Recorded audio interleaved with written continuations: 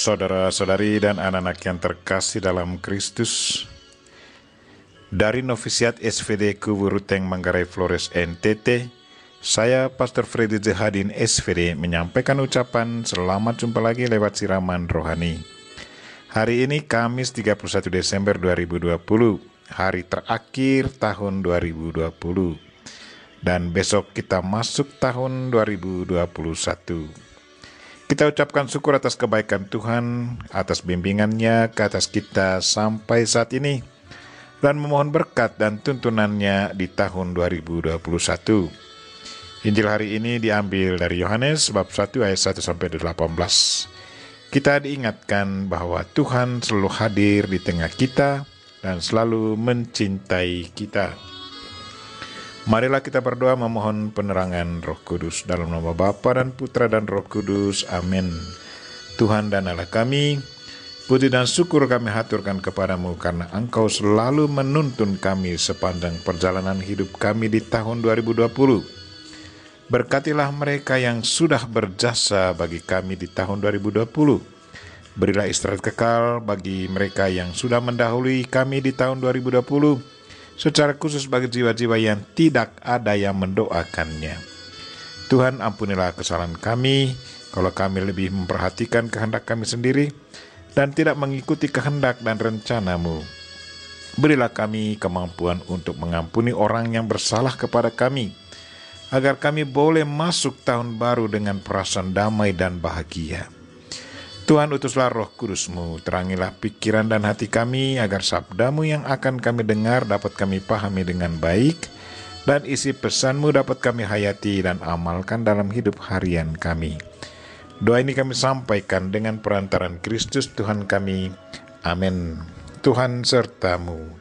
Inilah Injil Yesus Kristus menurut Yohanes bab 1 ayat 1-18. Pada awal mula adalah firman. Firman itu ada bersama-sama dengan Allah dan firman itu adalah Allah. Firman itu pada mulanya bersama-sama dengan Allah. Segala sesuatu dijadikan oleh Dia dan tanpa Dia tidak ada sesuatu pun yang telah jadi dari segala yang telah dijadikan. Dalam Dia ada hidup dan hidup itu adalah terang bagi manusia. Terang itu bercahaya di dalam kegelapan, tetapi kegelapan tidak menguasainya. Datanglah seorang yang diutus Allah, namanya Yohanes. Ia datang sebagai saksi untuk memberi kesaksian tentang terang itu, supaya oleh Dia semua orang menjadi percaya. Ia sendiri bukan terang itu, tetapi ia harus memberi kesaksian tentang terang itu. Terang yang sesungguhnya yang menerangi setiap orang sedang datang ke dalam dunia. Terang itu telah ada di dalam dunia dan dunia dijadikan olehnya, tetapi dunia tidak mengenalnya. Ia datang kepada milik kepunyaannya, tetapi orang-orang kepunyaannya itu tidak menerimanya. Tetapi semua orang yang menerima Dia diberinya kuasa menjadi anak-anak Allah, yaitu mereka yang percaya dalam namanya. Orang-orang yang diperanakan bukan dari darah atau daging, bukan pula secara jasmani oleh keinginan seorang laki-laki, melainkan dari Allah. Firman itu telah menjadi manusia dan diam di antara kita, dan kita telah melihat kemuliaannya, yaitu kemuliaan yang diberikan kepadanya sebagai anak tunggal Bapa, penuh kasih dan kebenaran. Tentang Dia Yohanes memberi kesaksian dan berseru, "Inilah Dia yang kumaksudkan ketika aku berkata, sesudah aku akan datang Dia yang telah mendahului aku. Sebab Dia telah ada sebelum aku, karena dari kepenuhannya kita semua telah menerima kasih karunia demi kasih karunia. Sebab hukum Taurat diberikan oleh Musa, tetapi kasih karunia dan kebenaran datang oleh Yesus. Tidak seorang pun pernah melihat Allah, tetapi anak tunggal Allah yang ada di pangkuan Bapa, dialah yang menyatakannya. Demikianlah Injil Tuhan. Terpujilah Kristus. Saudara-saudari dan anak-anak yang terkasih dalam Kristus, tema renungan kita hari ini ialah Tuhan hadir di tengah kita dan selalu mencintai kita. Hari ini adalah hari terakhir tahun 2020. Pada kesempatan ini saya mengajak kita sekalian untuk kembali melihat apa yang sudah terjadi dalam hidup kita sepanjang tahun 2020. Bagaimana kita memulai tahun 2020? Apa saja pengalaman positif yang kita alami sepanjang tahun ini? Bagaimana dengan pengalaman negatif? Apakah ada pengalaman negatif yang turut mengganggu ketenangan dan kebahagiaan kita? Bagaimana kita mengakhiri tahun 2020? Apapun pengalaman yang sudah kita alami di tahun 2020, pada kesempatan ini saya mengajak kita untuk sampaikan ucapan syukur kepada Tuhan dan terima kasih kepada sesama karena kita masih diberi kesempatan untuk hidup di dunia ini. Itu berarti Tuhan masih memberi kita kesempatan untuk berbuat lebih banyak kebaikan.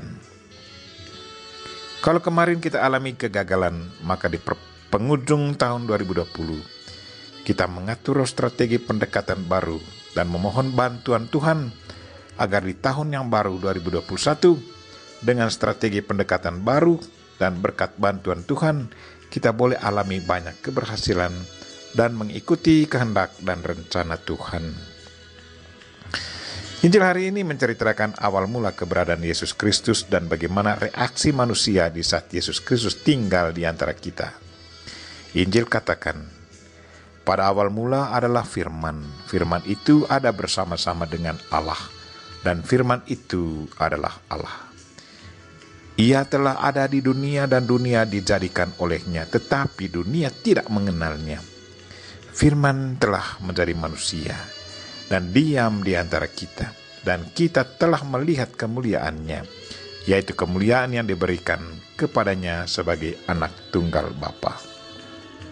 Santo Yohanes, penginjil, mau menjelaskan kepada kita bahwa Yesus Kristus adalah Allah. Dari awal mula ia sudah berada bersama Allah. Karena kejatuhan manusia dalam dosa, Allah menjanjikan kepada leluhur kita bahwa ia akan mengutus putranya untuk menyelamatkan kita dari genggaman setan.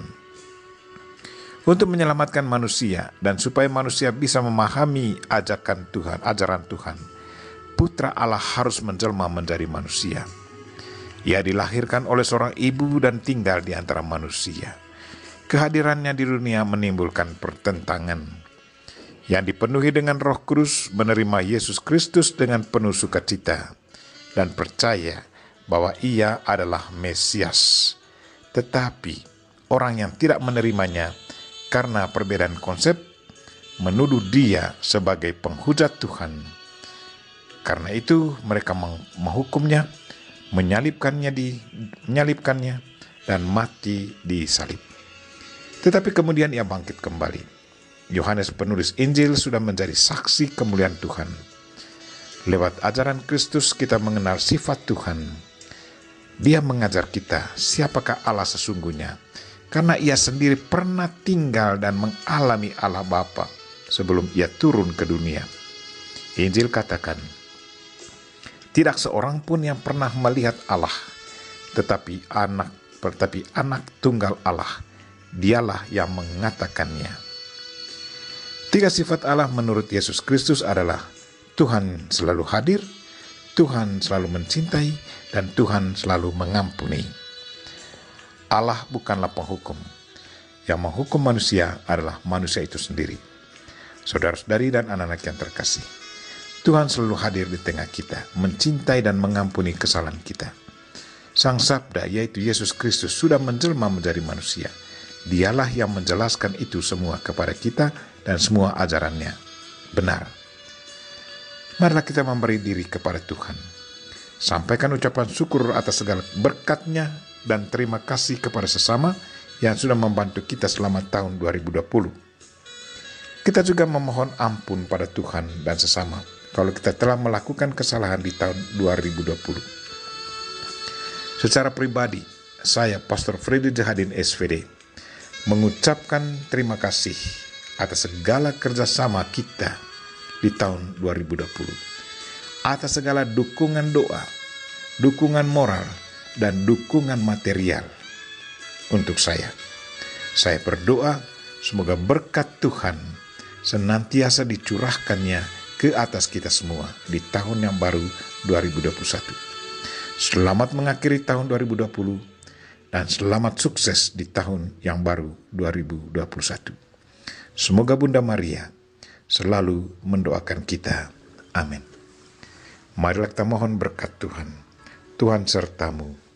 Semoga Allah yang Maha Kuasa dan Maha Kasih melindungi, membimbing, dan memberkati saudara dan orang-orang yang kita doakan pada hari ini, secara khusus saudara-saudari kita yang lagi sakit. Bapa dan Putra dan Roh Kudus. Amin.